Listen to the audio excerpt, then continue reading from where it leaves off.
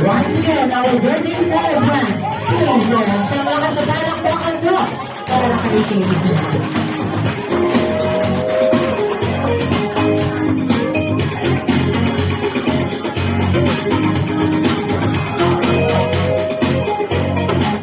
And now to start our birthday celebration, may I call on President Krista to lead our opening prayer. Nasaan po si Ma'am Krista?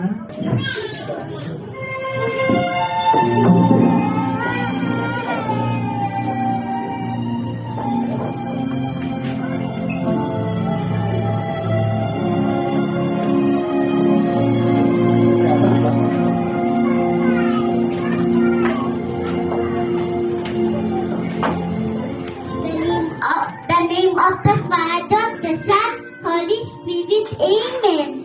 Dear Lord, thank you for this wonderful day. Bless this event with love and care.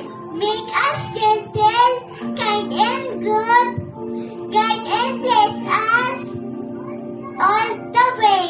And in Jesus' name we pray, Amen. The name of the Father, the Son, Holy Spirit, Amen.